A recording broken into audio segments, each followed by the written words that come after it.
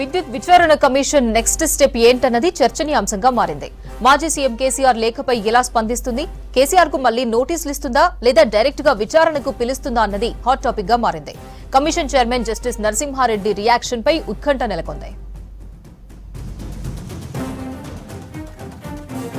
మరిన్ని డీటెయిల్స్ యాదగిరి అందిస్తారు. యాదగిరి, కేసీఆర్ లేఖపై విద్యుత్ విచారణ కమిషన్ స్పందన ఎలా ఉండబోతోంది?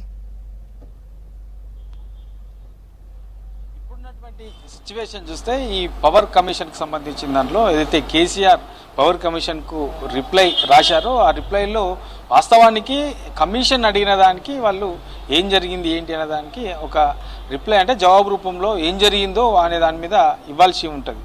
కానీ కేసీఆర్ ఇచ్చిన రిప్లైలో మాత్రం అక్కడ అసలు కమిషనే అనవసరము, కమిషన్ పెట్టాల్సిన అవసరమే లేదు.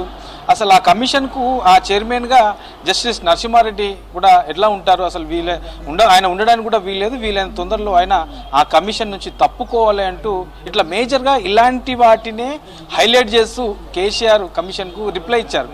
అయితే ఈ రిప్లైకి సంబంధించిన దాని మీద ఇప్పుడు కమిషన్ చాలా సీరియస్గా ఉన్నట్లు తెలుస్తుంది. వాస్తవానికి ఏం జరిగింది అనేది చెప్పాల్సింది పోయి అసలు ప్రభుత్వాన్ని ఒకవైపు తిడుతూ తర్వాత కమిషన్ మీద కూడా ఒకవైపు తిడుతూ ఇట్లా రిప్లై ఎంతవరకు కరెక్ట్ ఇట్లా ఇవ్వడం అనే దానిపైన కొంత సీరియస్గా ఉన్నట్లు తెలుస్తుంది. ఇప్పటికే చాలామంది అధికారులు అంటే ఏదైతే విద్యుత్ శాఖలో అధికారులు ఉన్నారో అధికారులకు సంబంధించిన దాంట్లో చాలామందికి నోటీసులు ఇచ్చి వాళ్ళను విచారణకు పిలిచారు, వాళ్ళ నుంచి వాళ్ళ ఒపీనియన్ కూడా తీసుకున్నారు.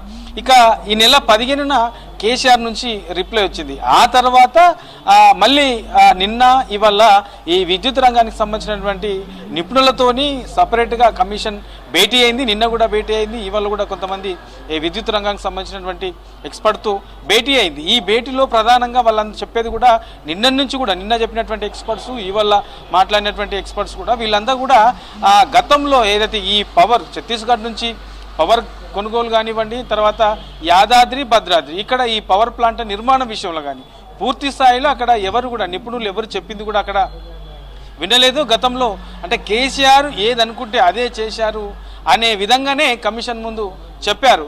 ఇక ఈ ఛత్తీస్గఢ్ నుంచి కొనుగోలు విషయంలో వీళ్ళంతా కూడా ఓపెన్ టెండర్స్కి పోకుండా డైరెక్ట్గా అక్కడ ఛత్తీస్గఢ్ రాష్ట్రంతో వీళ్ళు ఒప్పందం పెట్టుకొని కొనుగోలు చేయడం వల్లనే పూర్తి స్థాయిలో అక్కడ ఎక్కువ మొత్తం డబ్బులు పెట్టి కొనాల్సిన సిచ్యువేషన్ అని పట్టిన తర్వాత అక్కడ తీసుకోవాల్సినంత విద్యుత్ కూడా తీసుకోలేకపోయారు. సో ఇట్లా చాలా డిస్టర్బెన్స్ అయ్యింది. దానికి సంబంధించి ఖర్చు కూడా అదనంగా ప్రభుత్వం మీద భారం పడ్డది అని చెప్పేసి ఎక్స్పర్ట్స్ చెప్తున్నారు. ఇక ఇది కాకుండా యాదాద్రి భద్రాద్రి ఈ రెండు నిర్మాణాలకు సంబంధించి కూడా ఎవరికి ఏ ఎక్స్పర్ట్ చెప్పిన విధంగా కూడా ముందే దానికి సంబంధించి ఒక రిపోర్ట్ కూడా ఇచ్చారు. అప్పట్లో ఉన్నటువంటి ప్రభుత్వానికి ఒక రిపోర్ట్ కూడా ఇచ్చారు. ప్రధానంగా ఈ భద్రాద్రికి సంబంధించి ఆ పవర్ ప్లాంట్ థర్మల్ అనేది అక్కడ నిర్మించడానికి వీల్లేదు.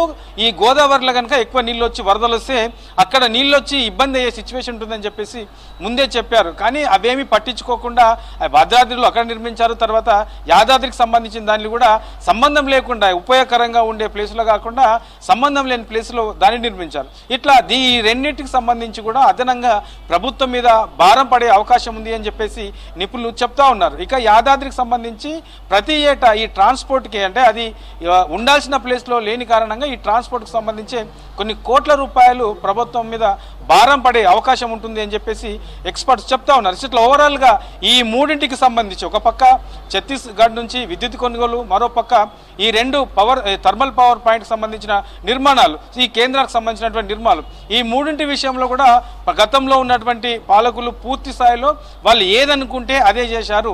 నిపుణులకు సంబంధించి ఏ రిపోర్ట్ కూడా పట్టించుకోలేదు.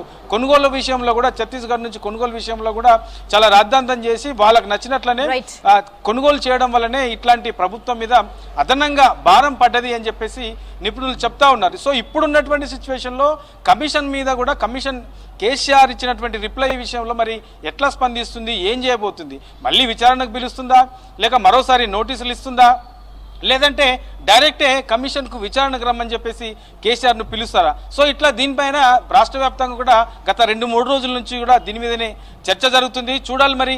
ఇప్పటివరకైతే నిన్న ఇవాళ 2 రోజుల నుంచి కూడా ఈ కేసీఆర్ ఇచ్చినటువంటి రిప్లై విషయంలో కమిషన్ నుంచి ఎలాంటి స్పందన అయితే రాలేదు. కానీ చర్చ మాత్రం పెద్ద ఎత్తున జరుగుతుంది. మరోసారి నోటీసులు ఇస్తారా, లేకపోతే డైరెక్ట్గా విచారణకు పిలిచి ఆయనను విచారించే అవకాశం ఉంటుందా, ఏం చేయబోతుంది?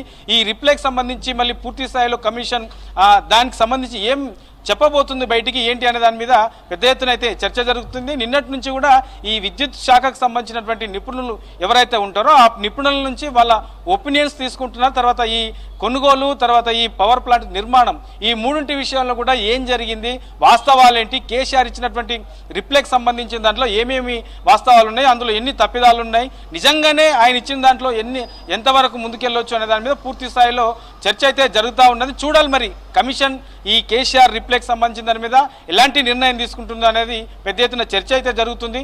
ఈ 2-3 రోజుల్లో కమిషన్ నుంచి ఏదో ఒక రిప్లై అయితే వచ్చే అవకాశం అయితే ఉంటుంది.